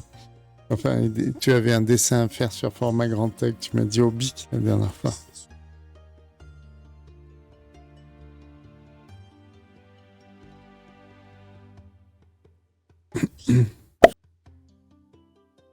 Ah, un portrait. Oui, du coup, tu y seras, toi, à Angoulême, normalement? Ouais, pour de la BD, ouais, c'est pas tellement gérable, c'est vrai. À deux, je crois que c'est le maximum que je peux faire. Après, c'est compliqué. Bah, disons que voilà, je suis obligé de scanner case par case. C'est un peu pénible. Et deux fois, je fais des raccords dans les cases. Des fois, les raccords sont... Grand Aigle, c'est deux fois raisin, non? Ou quatre fois raisin, je sais plus.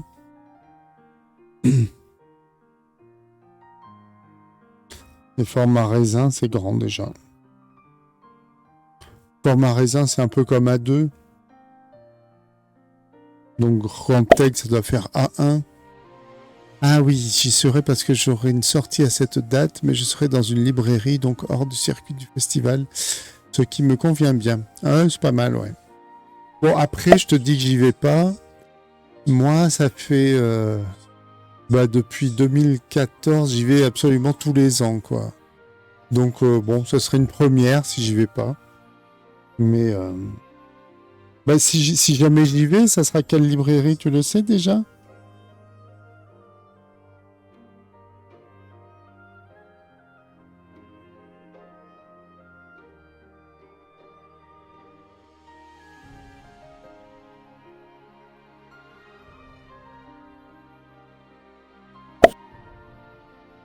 Ah, Cosmopolite, oui. Bah écoute, je sais pas si j'y vais, ça sera probablement non, mais si j'y vais, j'irai faire un tour à Cosmopolite.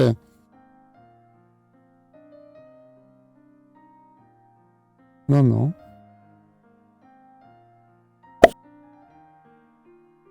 Voilà, exactement, on se fera signe.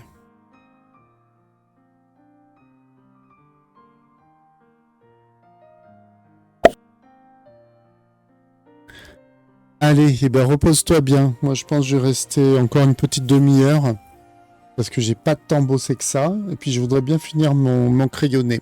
Bonne soirée.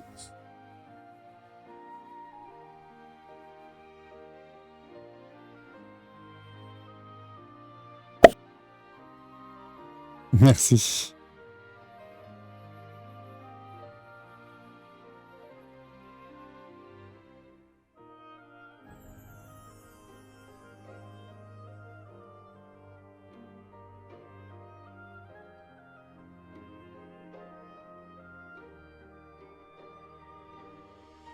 Non, non, il y a un peu de monde.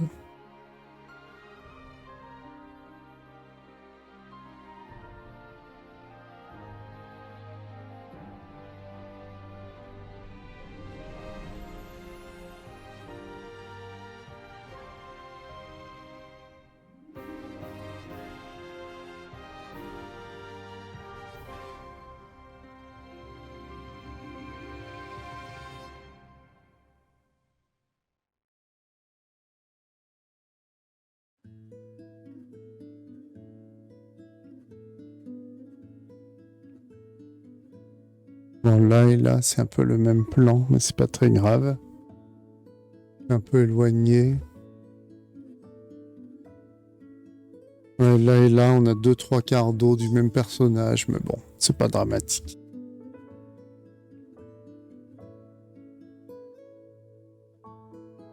Eh oui, tout le premier tome, là, je l'ai fait sur A3. Et je trouvais ça petit, parce que comme il y a beaucoup de texte, ça prend beaucoup de place. Et du coup, j'étais un peu mal à l'aise pour dessiner en si petit, alors que dans Cosmobacus, il y avait 6 cases par page en général, mais j'avais plus de place, quoi, je sais pas, beaucoup plus de place. Pourtant, c'était du A3 aussi. C'est bizarre. Bon, il y avait beaucoup moins de texte, et puis les cases étaient plus grosses, quoi.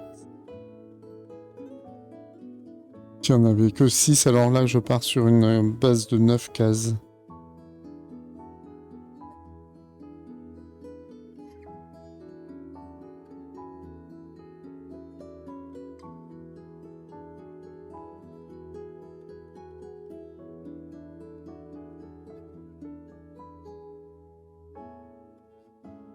Alors, comment il va écrire ça, lui? Elle m'embête cette main, je vais pas la mettre en fait. Elle passe devant le personnage, ça trouble, ça complique. Je la mettrais autrement, je mettrais peut-être, je sais pas.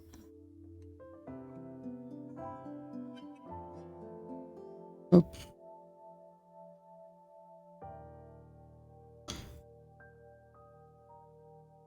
Je me demande ce qui est mieux pour le viewer. Quand il y a une conférence, bah, ça occupe. Mais quand il n'y a plus de conférence, finalement, je parle beaucoup plus de ce que je fais. Et je me dis, c'est peut-être pas mal aussi, je sais pas. Mais après, c'est moins stimulant intellectuellement. Mais c'est différent. Peut-être plus chill aussi.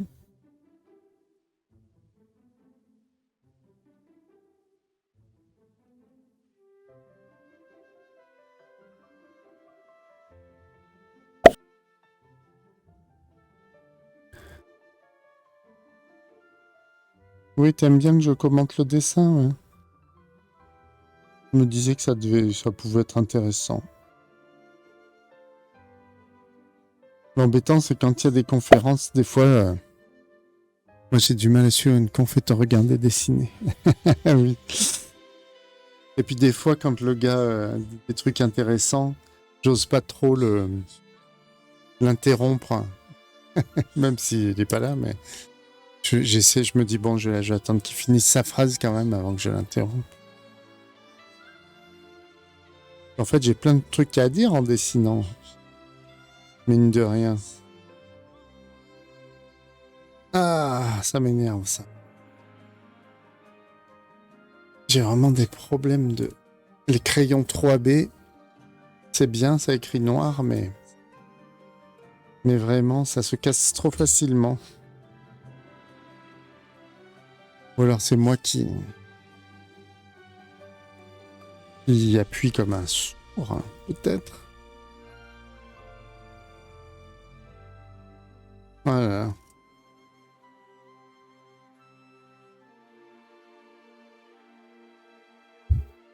Et pourquoi est-ce qu'un sourd appuierait plus qu'un autre? Là, j'ai du mal, hein.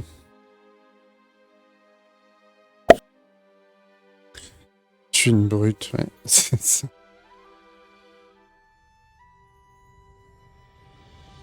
Attends.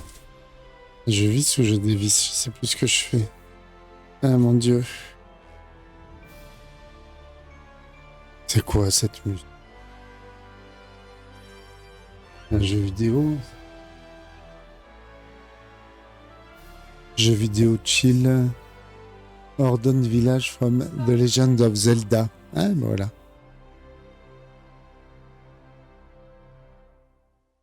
Alors, là, on dirait pas qu'il écrit.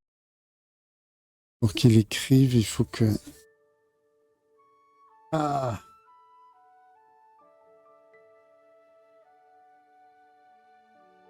Ah, pétard, c'est gênant, en fait. Moi, je vais en changer. J'en ai un autre, là. Il est un peu plus grand. Parce que là, je dessine un endroit et ça fait un trait à un autre. Tellement le... Oh non! Je suis maudit. Qu'est-ce qu'il y a? On parle de moi dans l'arrière-cuisine. Oh!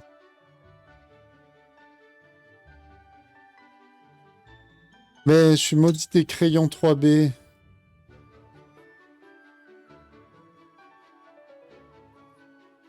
Ils se cassent à chaque fois. Ah, en plus, les mines restent coincées dans le taille-crayon. Je suis vraiment un gars qui a des problèmes dans la vie. Ah! Ah ben là, c'est presque trop bien taillé ce coup-ci.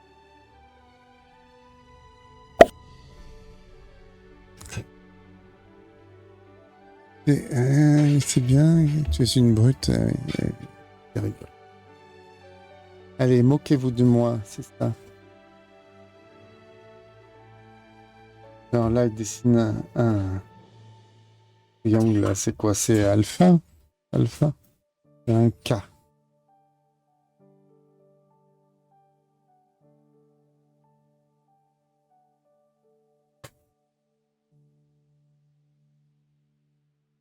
Aïe.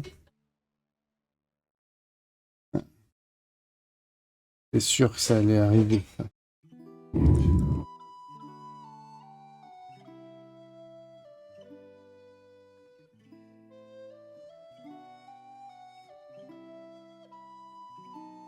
Du coup, là, dans cette case, il n'y a que Diophante qui est de face. Bah, c'est pas mal. Et on les voit beaucoup de face. Non, il y a beaucoup de personnages de dos dans cette case. Oh, bah, écoute, ça donne un peu de recul comme ça. Ah, il a une éponge, peut-être. Une éponge de mer. Le triangle, c'est Delta, merci. Donc...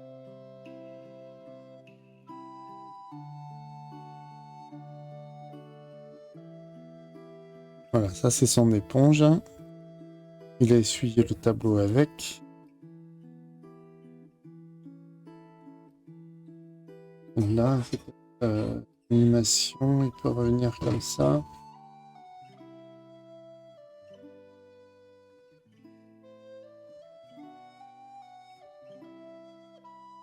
Alors il est 40. Voilà. Alors je m'arrête. Alors, il est assez complexe. Il y a deux motifs successifs sur son tableau là. Il y a celui-là en petit carré. Ça fait des carrés dans les coins comme ça, puis après ça fait des carrés comme ça. Hop, hop, hop.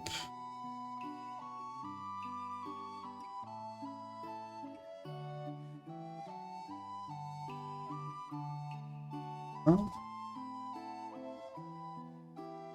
Il me montre que dit que j'ai pas fini mes activités.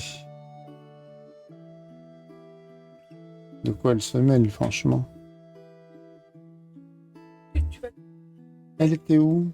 Elle était n'importe où. Oh.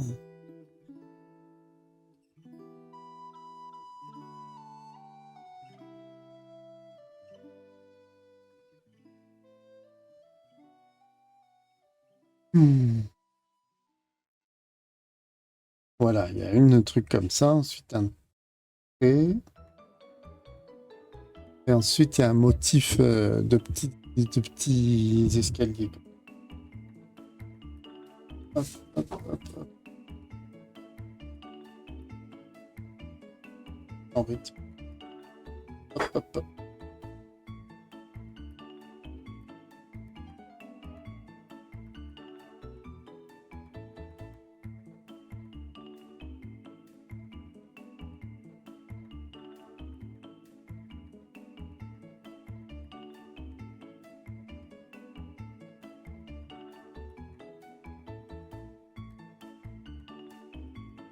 Bon, là, ils l'ont redressé, on sait pas comment. Ah, je vais lui faire son pied, là, tiens. Il dépasse de la toge. Ah oui, en fait, là, c'est romain, donc c'est une toge. J'ai dit mation, mais c'est chez les Grecs. Mais celle-là, il l'a chopée à Rome.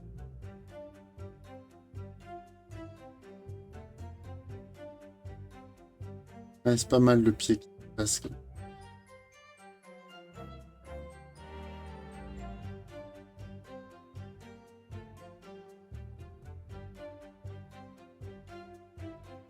On va faire des traits pour montrer qu'il a passé le reste. 3D à ce tableau.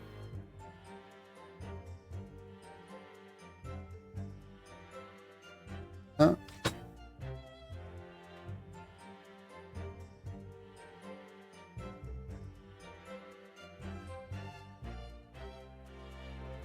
Un petit peu de décor au reste de la case. J'aime bien l'olivier, mais j'en ai pas. On va faire un.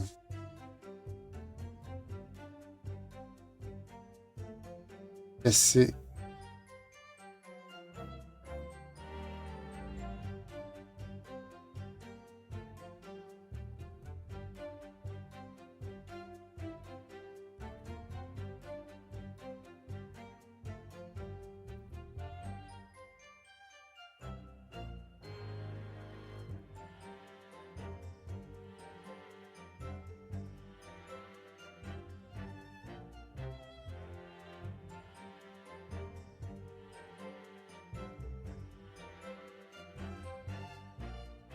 On va faire une étagère. J'en ai...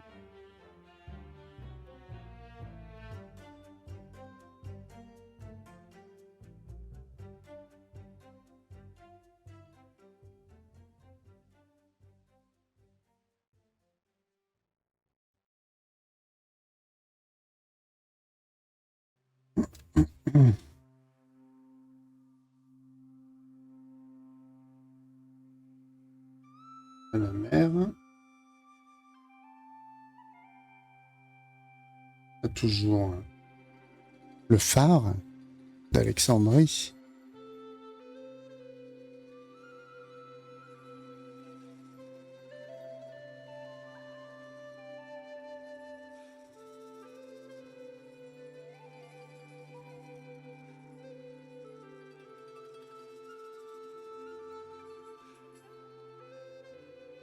Un petit peu.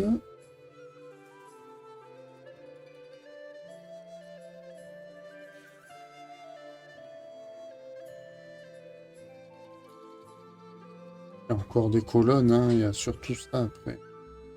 Dans les ruines grecques et... Voilà, c'est au grec, hein. C'est Alexandrie, c'est grec. Il y a beaucoup de colonnes. Moi, j'ai vu à Athènes surtout des colonnes cassées.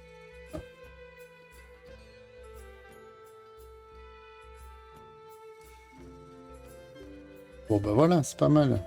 Il ne faut pas trop en mettre, sinon ça charge. Alors, me reste plus que cette fameuse case. Je crois que je vais faire dire à Hypatie. Ah oui. Elle est là. Elle est assise. On va la faire assise. Toute seule. Une case rien que pour elle toute seule. C'est quand même un personnage important. Et elle va dire... Ah oui, la fausse position. Comme si on connaissait. Ah oui.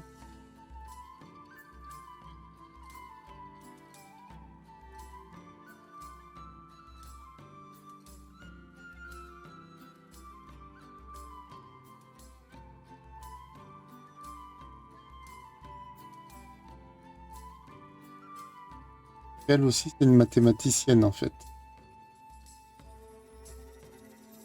Même si là, elle se place surtout en historienne dans cet extrait-là.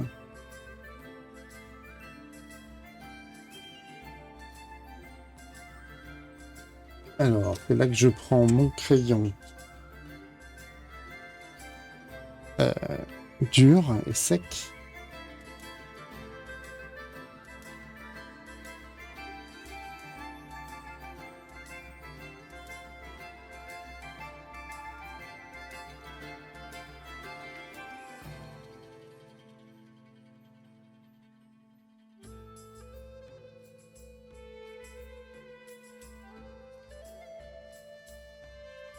Comment elle va se tenir justement?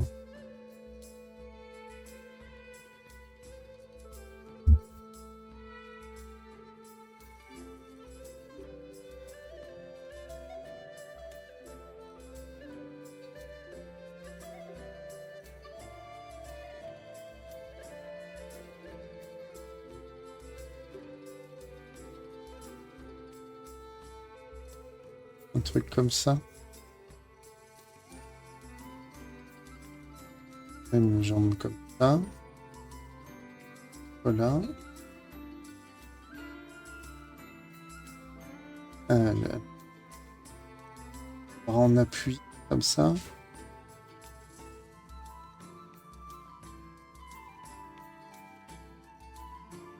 L'autre main comme ça. Bon, elle est un peu voûtée là du coup. Hein.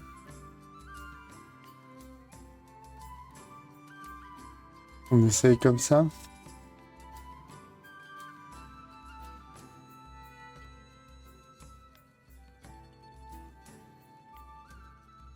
On va essayer. Ah. Je vais vraiment m'acheter un crayon électrique en fait. J'ai toujours trouvé ça d'un luxe invraisemblable. Mais en fait, j'en serais bien content. Des crayons HB aussi.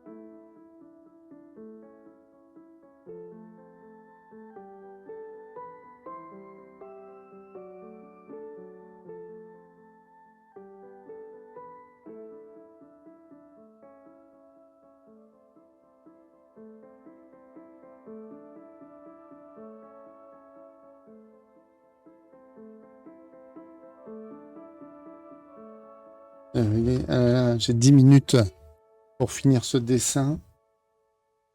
Pour finir à... Ah, ça y est. Ne nous stressons pas. C'est là qu'on fait n'importe quoi. Après, si je la dessine en fausse position, au moins c'est raccord avec ce qu'elle dit.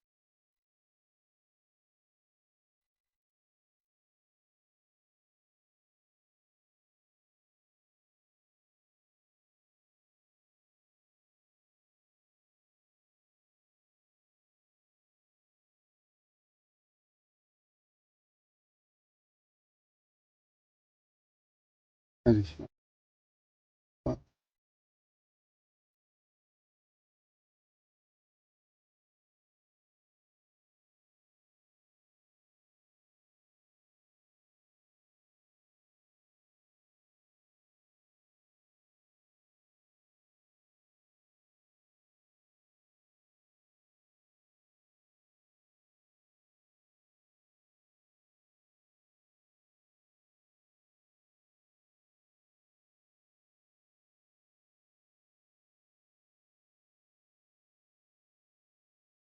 Après tout, Wonder Woman, c'était une femme de l'Antiquité grecque aussi. Hein. Une Amazone.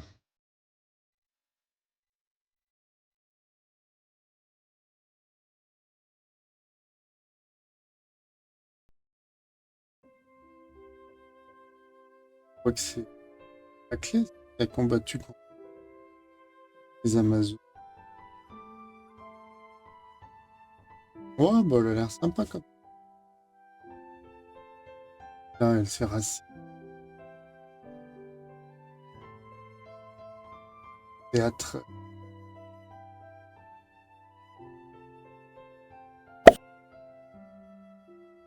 On ne voit que la casquette. Ah oui.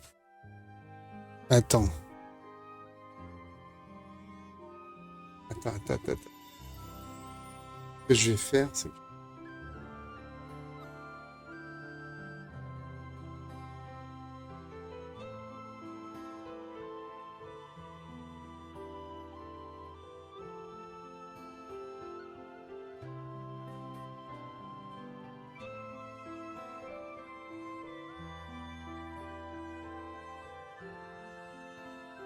j'ai une casquette sans visière maintenant.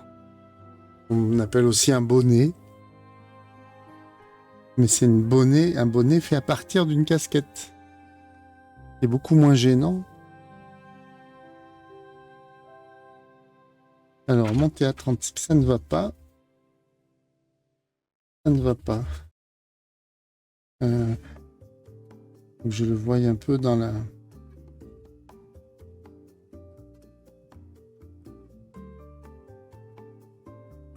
Comme ça.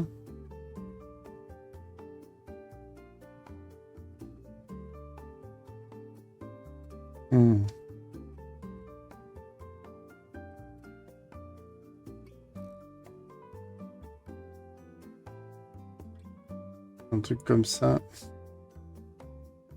Là, c'est vertical. Là, c'est vertical. Voilà.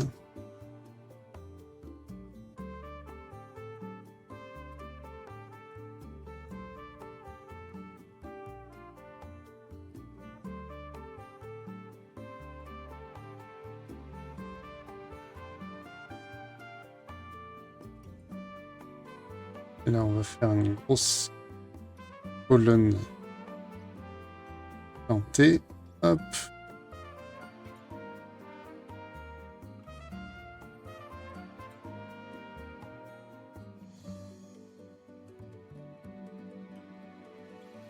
Avec des bouts de ruines.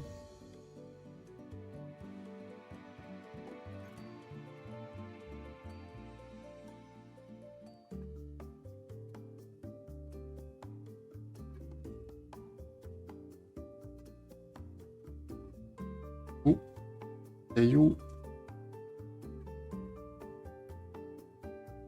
Oh, mais pourquoi pas. Hein. J'ai vu plein de fois ça.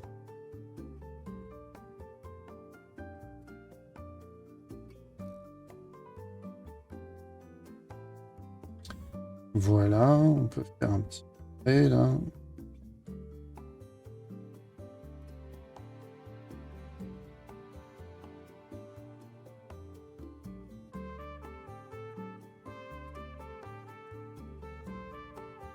Voilà, un truc comme ça.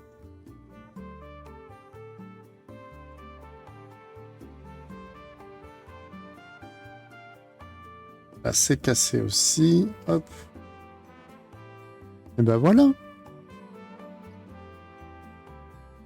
Donc. Hop. Hop. Voilà. Et du coup, bah, il est quasiment 20h et j'ai fini ma planche. Voilà. C'est marrant, la première case paraît plus... C'est un effet de lumière, paraît plus pâle. C'est un effet de lumière, voyons. Si je l'éloigne un peu comme ça, est-ce qu'on la voit en entier?